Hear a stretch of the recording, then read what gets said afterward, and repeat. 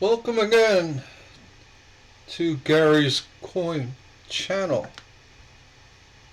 As you know, we're moved on to nickels. I have two rolls of $2 nickels, 40 nickels per roll. These are machine rolled for the bank. They came in a box of $100 worth of nickels, and we're going to burn through them and see what we come up with. You never know, but here we are. On to nickels. Please wait till the end if you want to see the review of these rolls here. We will have the hunt review. Anything we find in the rolls will be put up on the top. So you'll see toward the last, I guess, 30 seconds of the video. If you want to jump ahead, you could see that. That's the review, as well as we'll make comments in the video description of what we found. Without any further delay, let's get going.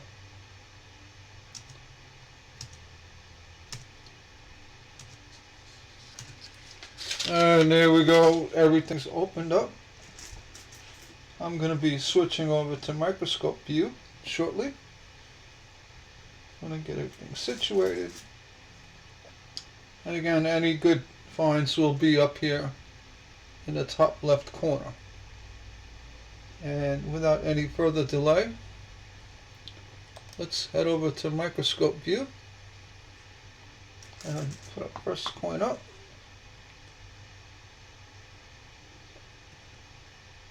Make sure it's centered. Alright. And I'll switch over to my view, and here we go. 86 Denver. Had a little bit of a issue with the mint mark, but nothing serious going on.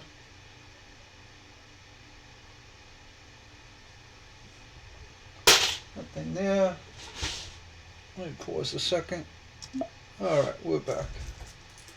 I had to resituate my pile.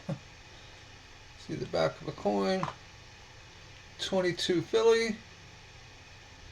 Really nice shape. Nothing going on. And nothing going on. Okay, 2019. I just had to adjust the microscope a bit. Now what we're going to be looking for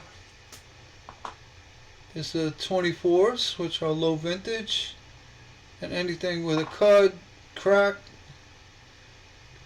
clash, you name it, off center, all of the errors and varieties, double dies, all the above.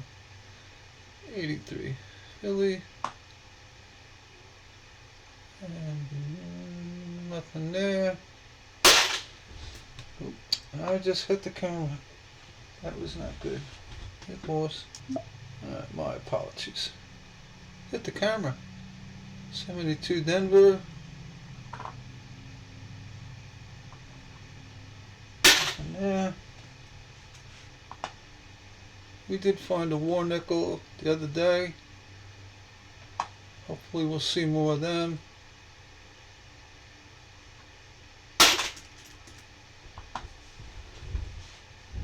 Cannot get situated here. Okay. 25 Philly.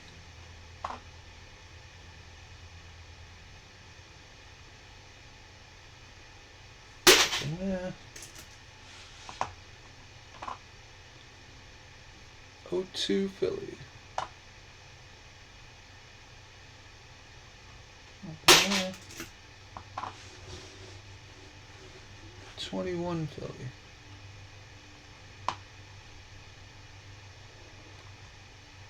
Yeah. 98 Philly.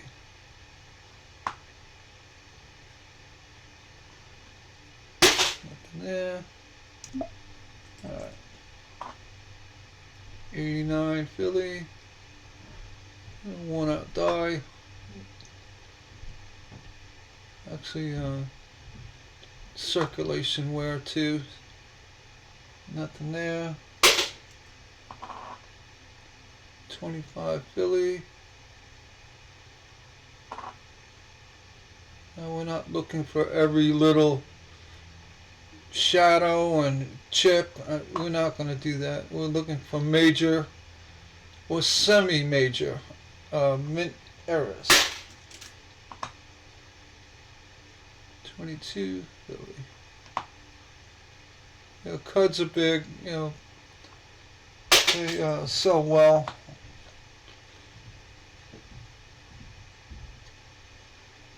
23 Philly.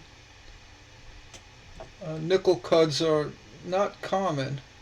They do come up, but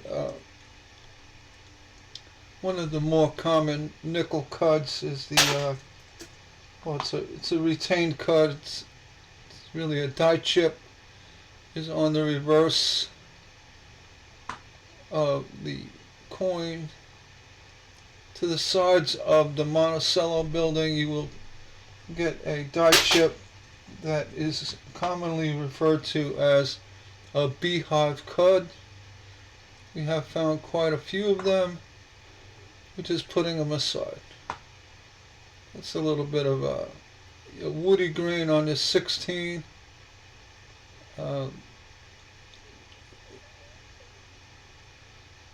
Could be staining, so we're going to let it go.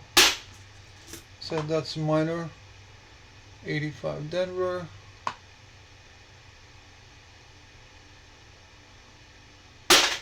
Yeah. 18 Philly. Nothing there.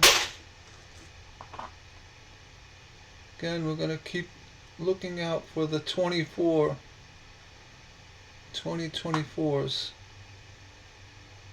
because of the low mintage. This 25 is in really good shape. So we're not going to grade anything or have graded, but coins of this stature, you know, the clarity of the field, very minimal bag marks, and no wear, full steps.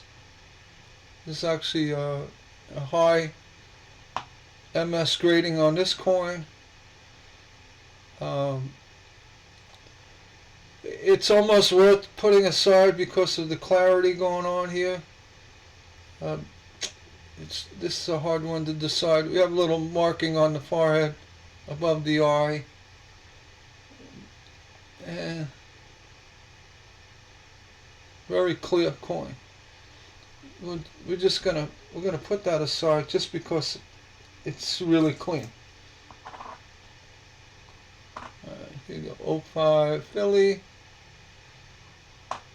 We'll do that sometimes. You find a really nice specimen where it's a business strike that is super clean. We will put it aside. I know it's a 25, but literally was rolled straight from the mint.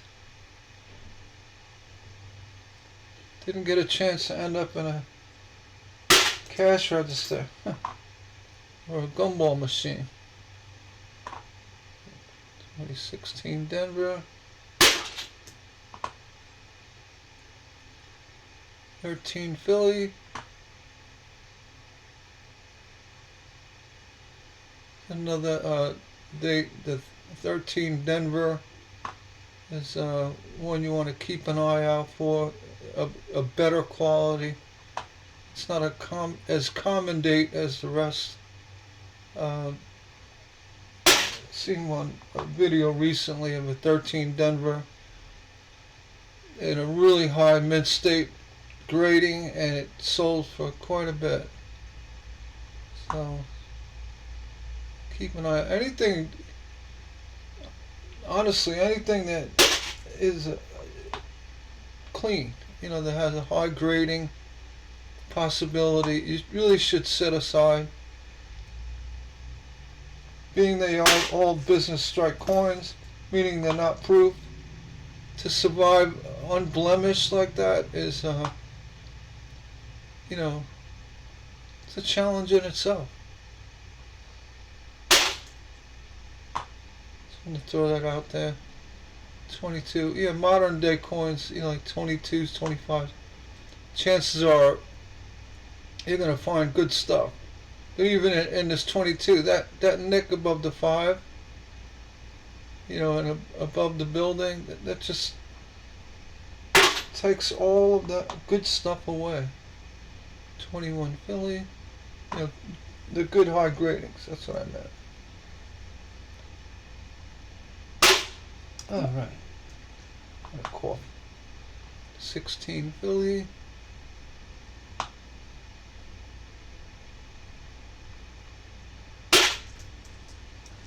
This one's very dusty looking. Let's see what's going on. Could be a poor annealing on this coin, or just a PMD damage, chemical damage.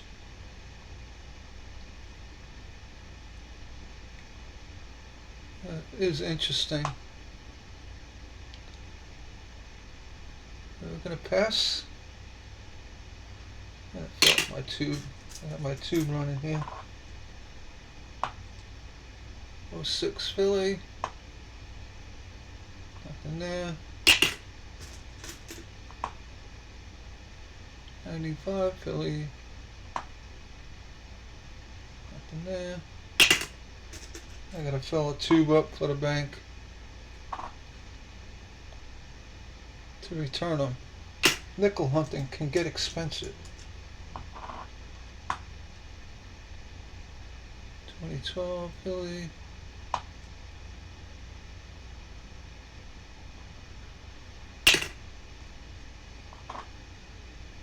Yeah, 2013 Philly. I'm gonna look out for the Denvers. 2023 Philly. Going on. 2019. A nice clean coin. Yeah, a little impact on the side. Takes it all away. 87 Philly.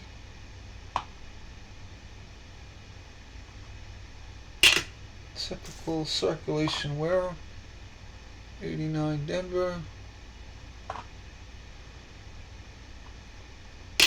Typical.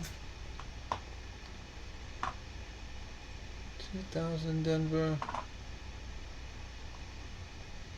Typical. A little heavy, but typically heavy. 75 Denver.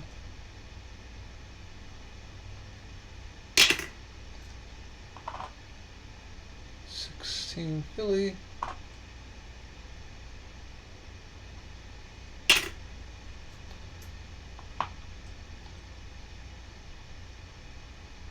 Come on, Jefferson.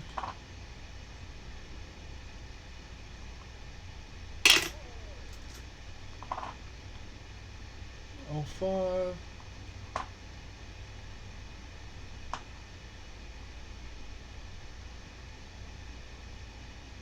Sometimes you get a little dye chips along the water lines, up in a tree, along the edging. There's nothing here.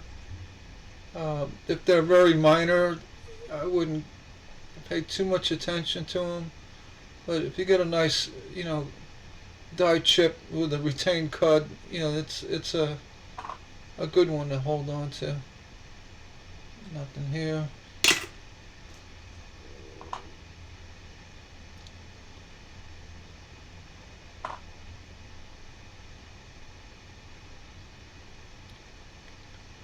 A little under the United, there's a little, could be a rim cud there. Like I said earlier, I'm not going to go for minor stuff, but down here you could see under the United on the collar, that doesn't look like a hit. So see, under closer inspection. Well, take that back. This coin was impacted and it caused a bumping in the collar under United. That is not a cut. It's PMD. That's how you tell a lot of times. If it's got a nice whack on the side of the coin and it looks like a cut, well, it's not. Even if that was a cut, it's so minor, I'm not going to keep stuff like that. 23. And let me know if you agree. I have to be impressed with a cut, whether it's a rim cut, collar cut, or retained cut.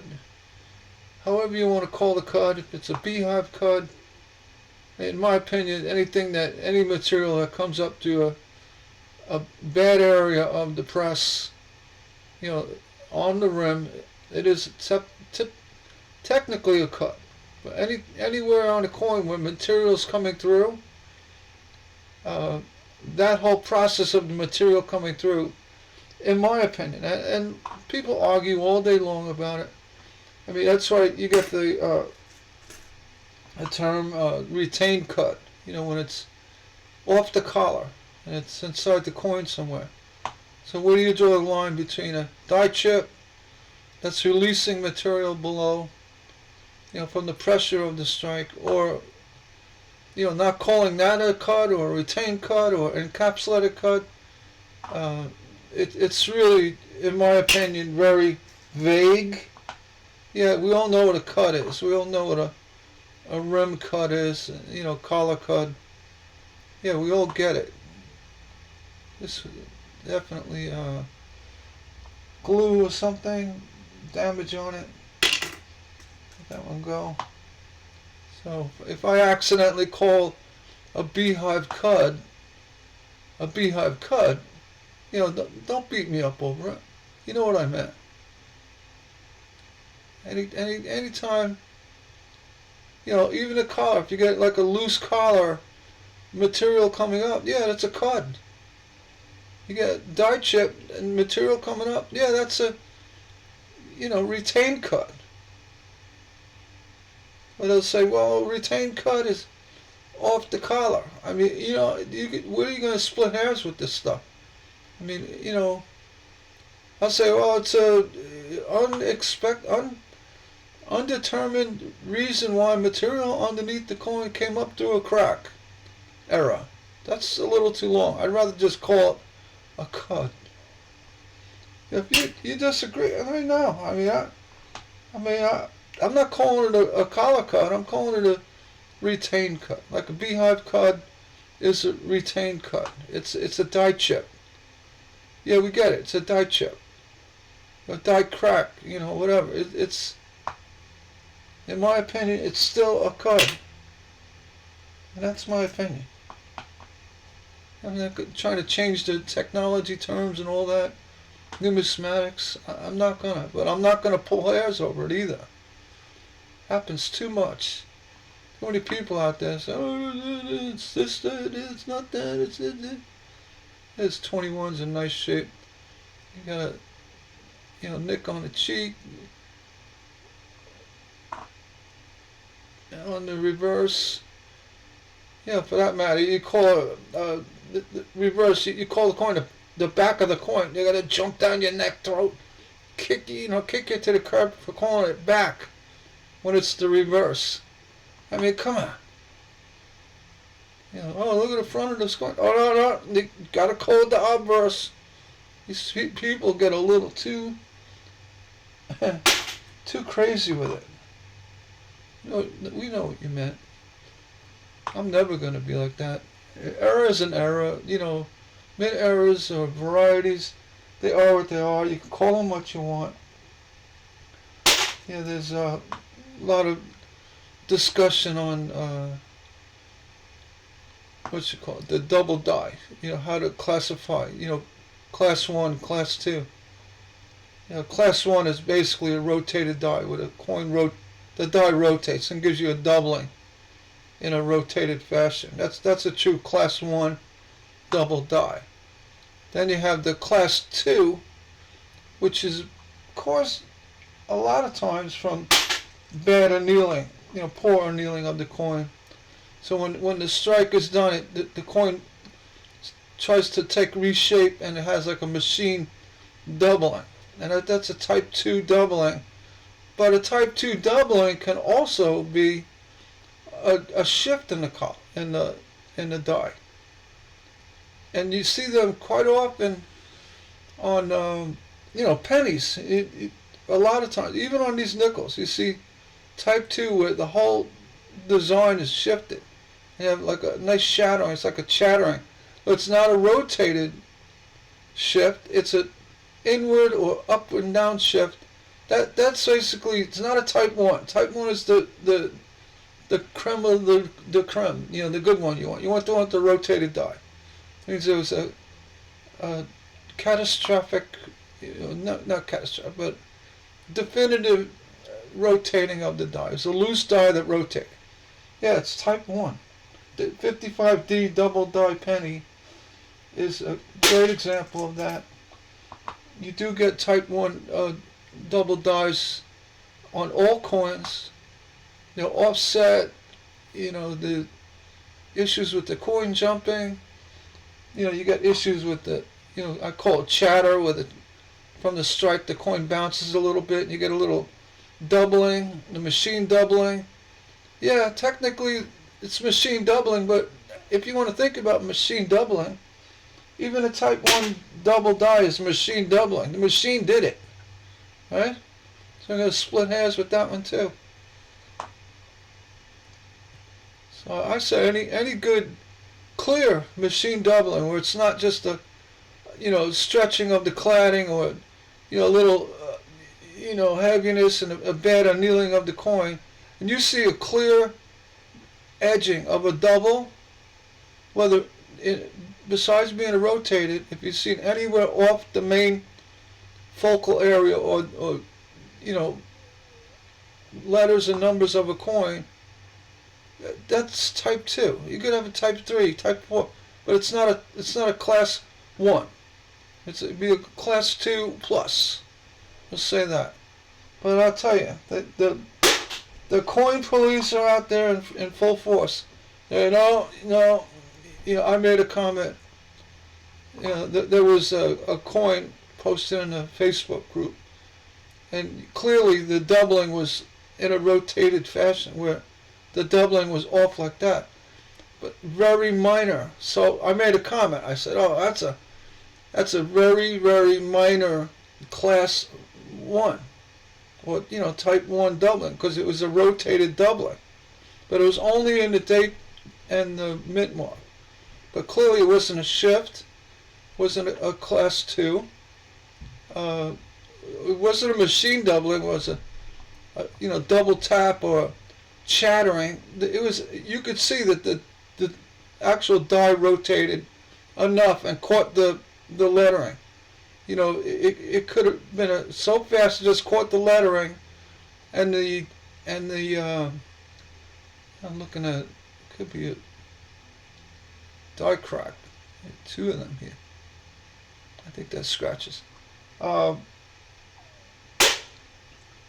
but it wasn't like an off to the side or up and down. It was clearly everything was doubled in a rotated direction. So I said, my comment was, nice minor class 1. It was minor, potential class 1 doubling. It was in that direction. It was going there, but it wasn't a full class 1. And who's to say, a class 1 needs to be a full doubling of everything? I mean, that's a true class 1. You have a little, looks like a die chip at the bottom of the building. Nothing there. So, bottom line is, there's so many different levels of coin issues. I say errors. Machine doubling, chattering, cladding, stretching, poor annealing. So there's just so much there. So unless it's a true class 1 rotated die strike, double strike, everything else, in my opinion, is a type 2 or class 2. Class 2 plus.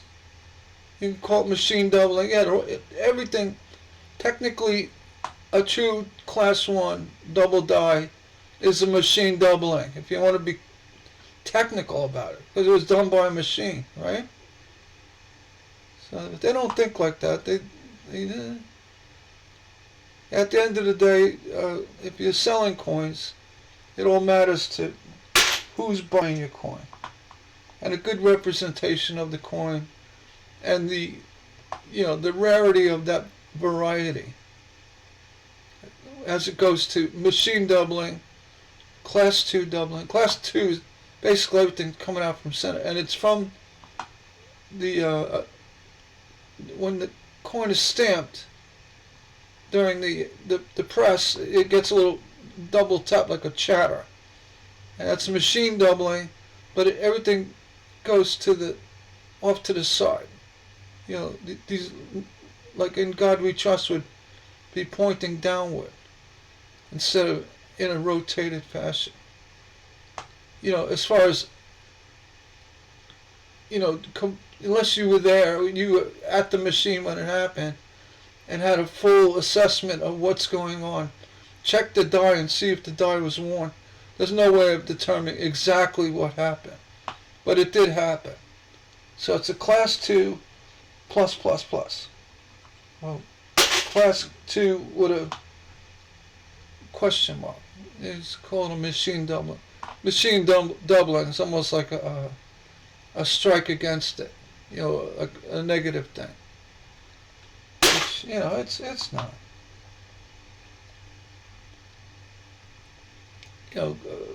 Copper-cladded cents, modern day with it looks like a shadow around it, all the detail, and you do get a lot of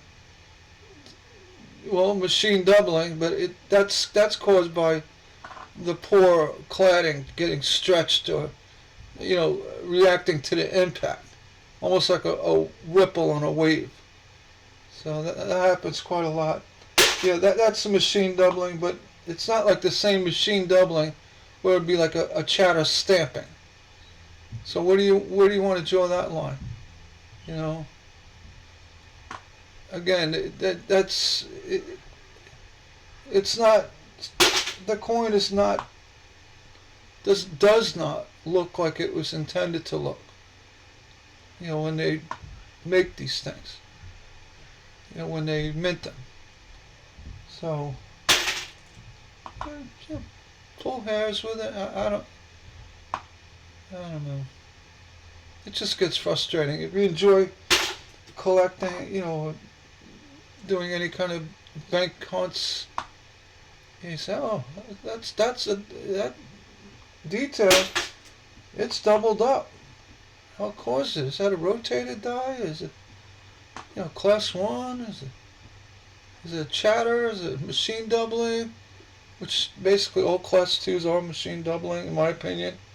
Class 1's included. It was done by a machine. Wasn't done by a human. I could shut them down real quick looking at this one. Again, basically it's doesn't look like it was intended to look.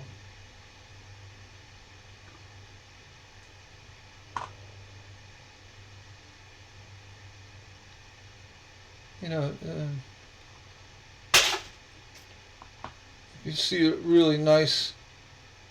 Here's an example. That 3 looks like it's got a little chattering on it. Could be dirt.